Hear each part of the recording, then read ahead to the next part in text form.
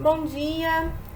Bom, pessoal, vamos dar sequência ao conteúdo das nossas aulas. Eu começo hoje a correção, dos exercícios que eu passei para vocês na última aula sobre tecido cartilaginoso. Então, exercício número 1. Cite as principais funções do tecido cartilaginoso de forma detalhada. Então, quais são as funções que a gente viu importantes? É um tecido de suporte e é um tecido estrutural para o corpo. Está presente entre as articulações, facilitando, e evitando choques mecânicos, nos movimentos dos ossos, certo? Forma a primeira estrutura do embrião e é muito importante para a formação dos ossos longos. Então, essas são as principais funções. 2. Relate a composição do tecido cartilaginoso. Então, a gente pode falar que ele é composto por condrócitos que estão no interior das lacunas na matriz do tecido cartilaginoso. É um tecido rico em matriz extracelular. Os condroblastos que estão na superfície da matriz do tecido cartilaginoso, sendo responsável pela produção da matriz extracelular de colágeno, glicoproteínas, certo? Então, essa seria a composição. E também, o pericôndrio, que é o tecido conjuntivo que envolve a grande maioria do tecido cartilaginoso.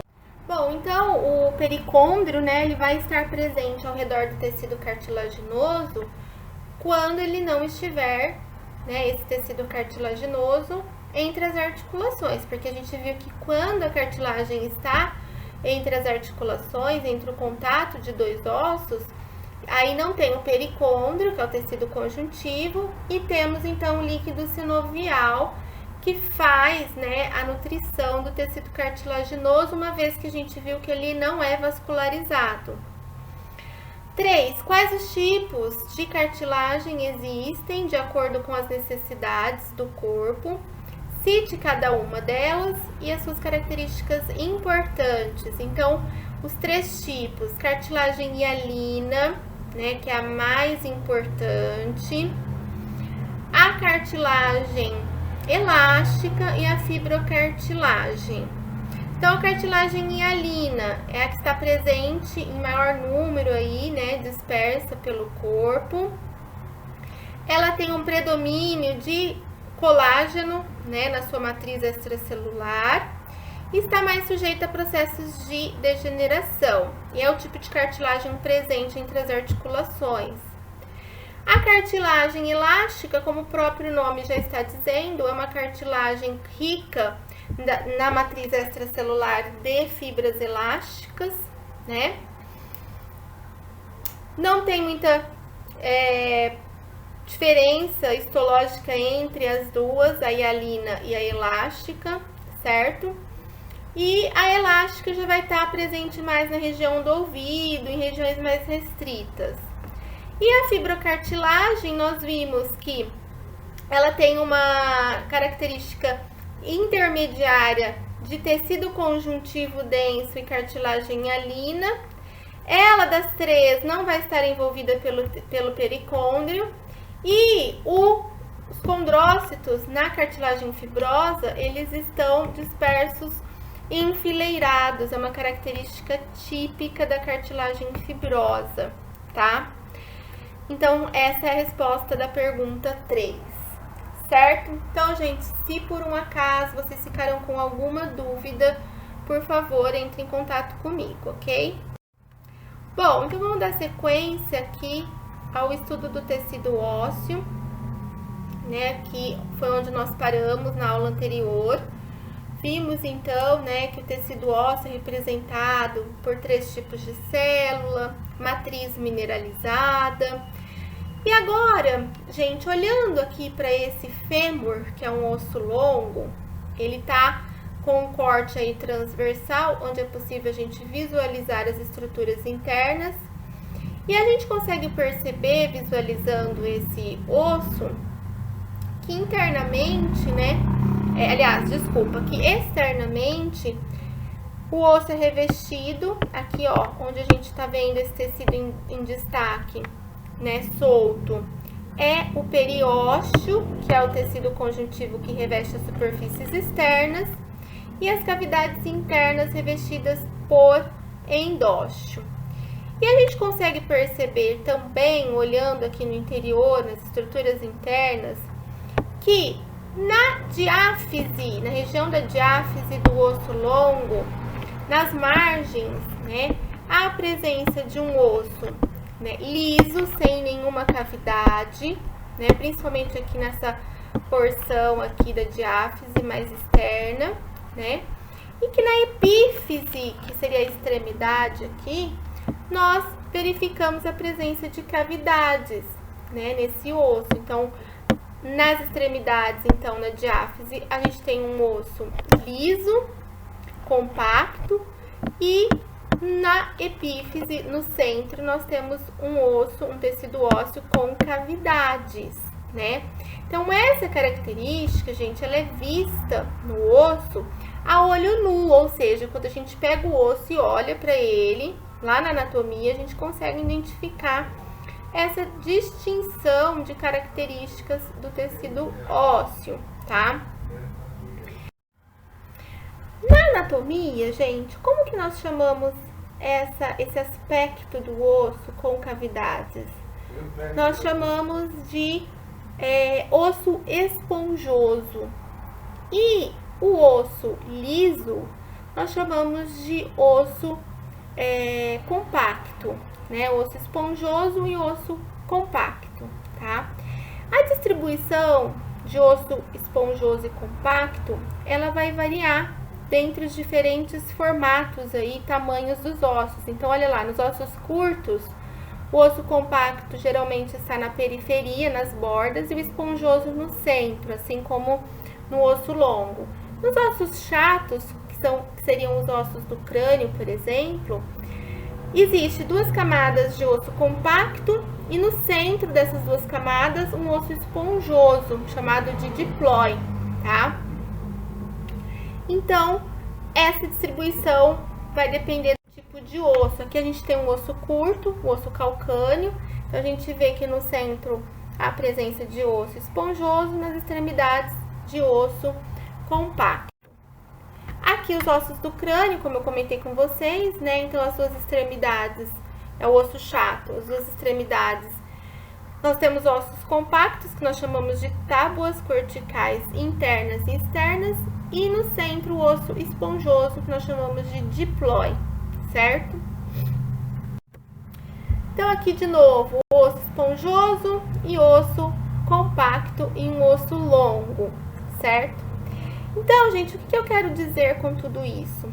Que essa classificação do tecido ósseo em esponjoso e compacto é uma classificação que nós damos ao tecido ósseo anatômica. Por quê? Porque a gente consegue ver a olho nu, sem precisar utilizar o microscópio, tá? Então, essa classificação de osso compacto e osso esponjoso não é uma classificação histológica, tá? Então, para nós, interessa o quê? A classificação histológica do tecido ósseo. E como esse tecido ósseo ele é classificado de acordo com as características que eu consigo ver no microscópio, através do microscópio. Então, ele vai ser classificado em imaturo ou primário, ou tecido ósseo maduro secundário, também conhecido como tecido ósseo lamelar. Antes da gente conhecer as características de cada um deles, é importante que a gente sempre tenha em mente que os dois tipos de tecido ósseo, essas duas classificações histológicas, eles vão apresentar as mesmas células, né, que nós vimos na aula anterior, osteócitos, osteoblastos, osteoclastos, e também a matriz extracelular mineralizada. O que vai diferenciar um do outro, a gente vai ver que vai ser mais os constituintes, certo? Então, olha lá, o tecido ósseo primário ou imaturo. O tecido ósseo primário, gente, como o próprio nome dele já diz, é o primeiro tipo de tecido a desaparecer. Como assim? Então, durante lá o desenvolvimento embrionário, o primeiro tipo de tecido que forma lá o esqueleto do embrião é tecido ósseo primário, tá? Por isso que ele também é conhecido por ser imaturo, tá? Esse tecido, gente, em qualquer condição, esse tecido ósseo primário, ele será substituído gradativamente ao longo aí do desenvolvimento pelo tecido ósseo secundário, tá? Então, e o que isso reflete pra gente, essa informação? Que o adulto, tanto animal quanto ser humano, o tecido ósseo primário, ele é pouco encontrado, ele é pouco frequente, né? E ele vai estar localizado em algumas áreas restritas, como ossos do crânio, alvéolos dentários, pontos de inserção de tendões, apenas nesses locais, tá? Então, gente, quando eu falo que o tecido ósseo primário é o primeiro tecido a surgir em qualquer condição, eu estou querendo dizer que, desde o desenvolvimento embrionário até mesmo uma reconstituição de uma lesão do tecido ósseo, o primeiro tecido a repor aquela área lesionada, a reconstituir aquele osso lesionado, é o tecido ósseo primário, que depois será gradativamente substituído pelo tecido ósseo secundário. Qual é a característica histológica dele? Ele vai ter, então, todos os componentes do tecido ósseo, todas as células.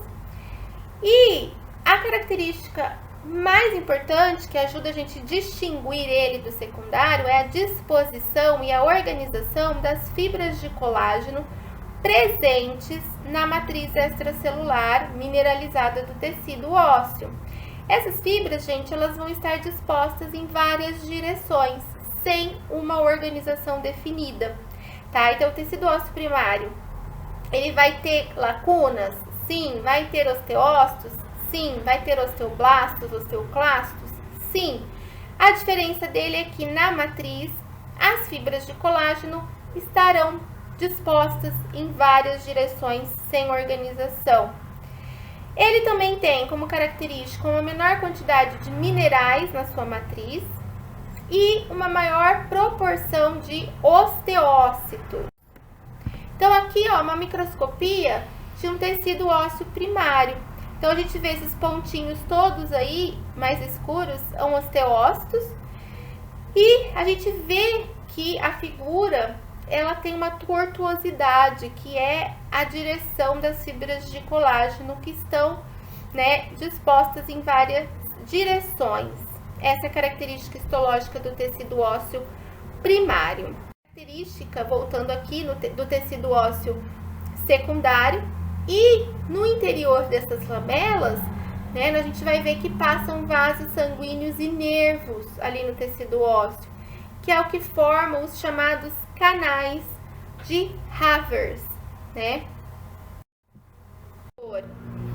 A gente consegue ver, né, que entre as lamelas, entre as fibras de colágeno, existem uns pontinhos escuros. Esses pontinhos, gente, são as cavidades, as lacunas, e no interior dessas lacunas existem osteócitos, tá? E olhando aqui nessa próxima figura, olha lá, que tá bem maior, né, mais projetada. Então, a gente vê várias lamelas, o canal de Havers aqui, né? Passando pelo canal de Havers, as artérias e as veias. Externamente, a gente nota aqui, ó, o periósteo envolvendo, né, a superfície externa do osso, certo? E a gente consegue ver, então, também as lacunas e os osteócitos no interior aí dessas lacunas, tá? E aqui, gente, a figura, né, do que a gente acabou de ver, só que eu coloquei em cima aqui, sistema de Havers, né? Existe, então, o canal de Havers, que é o local onde, ao centro das lamelas, passam artérias e veias, tá? E existe o sistema de Havers. Qual é a composição do sistema de Havers? Então, ele vai ser composto pelo que nós estamos vendo nessa figura aqui. Canal de Havers, as lamelas, que são as fibras de colágeno, as lacunas e os osteócitos. E, gente, entre as lamelas, tá? Existe uma substância que apoia uma lamela na outra, chamada de cimento, que é o que a gente tá vendo aqui, ó. Tá? E tem o cimento entre as lamelas e, por fim, o periósteo. Então, o sistema de Havers é composto pelo canal de Havers, pelas lamelas, lacunas, osteócitos e cimento, certo? Aqui, olha, nós temos primeiramente ali na porção superior da tela o tecido, uma lâmina de tecido ósseo, né? Uma figura ilustrativa, onde a gente vê o canal de Havers, as lacunas e os osteócitos. E na segunda figura, gente, é uma figura, uma foto, uma microscopia da lâmina de tecido ósseo secundário, uma raspagem do tecido ósseo secundário, que a gente também identifica, né, canal de Havers, lacunas e as ramificações ali dos osteócitos no interior das lacunas, ok? Aqui, gente, é só mostrando para vocês um processo de lesão do tecido ósseo. Nesse processo de lesão, então na figura ali B, o tecido ósseo ele foi lesionado. Na figura C, está mostrando a formação do calo ósseo. Então, primeiro, aquele local, né, onde houve perda de tecido ósseo, ele é substituído por tecido cartilaginoso, que aos poucos é substituído por tecido ósseo primário, e que em seguida esse tecido ósseo primário é substituído pelo secundário, né, restabelecendo a estrutura. Então, ali na figura D, nós já temos uma fratura consolidada, tá? Bom, então vimos a classificação do tecido ósseo em relação à histologia. E agora, gente, nós vamos falar um pouquinho da histogênese. O que é a histogênese? O que significa esse termo? Como o tecido ósseo se forma no corpo, como que ele tem origem, a partir do quê? O processo de desenvolvimento do tecido ósseo. Então, gente, o tecido ósseo, ele começa a se formar a partir das primeiras semanas de desenvolvimento fetal, embrionário. E existem dois métodos para a formação desse osso. A ossificação intramembranosa e a ossificação endocondral. Então, o tecido ósseo, ele começa a se formar, a se originar a partir das primeiras semanas de vida, lá do desenvolvimento embrionário, e ele se forma a partir de dois processos, tá? Ele pode se formar a partir de dois processos: ossificação intramembranosa e ossificação endocondral. Na aula de hoje, nós vamos falar da ossificação intramembranosa, certo?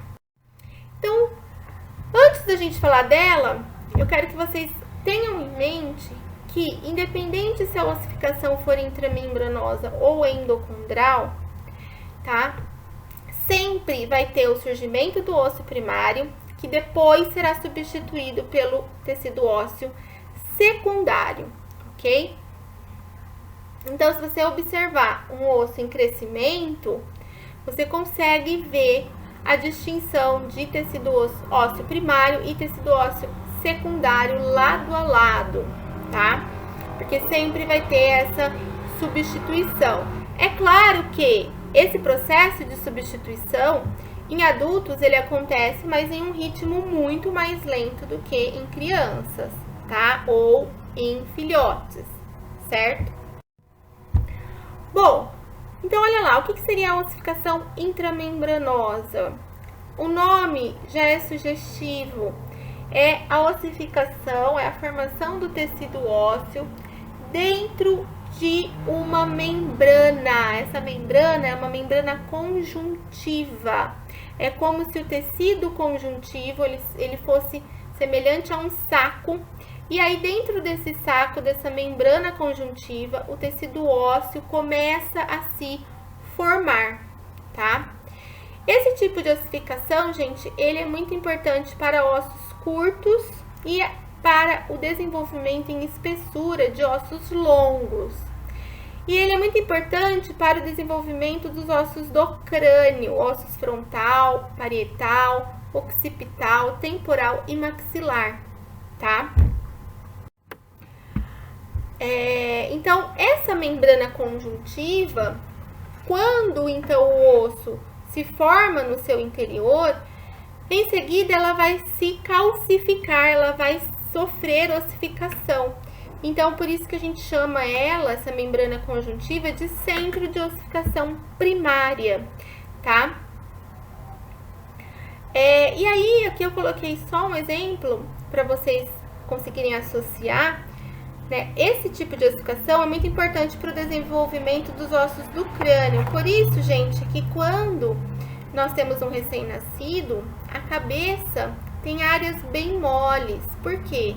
Porque está ainda em processo de ossificação dessa membrana conjuntiva. Ela ainda não ossificou por completo. Por isso que existem áreas bem mais moles na cabeça dos recém-nascidos. E aí, com o tempo, com a ossificação dessa membrana conjuntiva, ela se torna mais rígida, tá?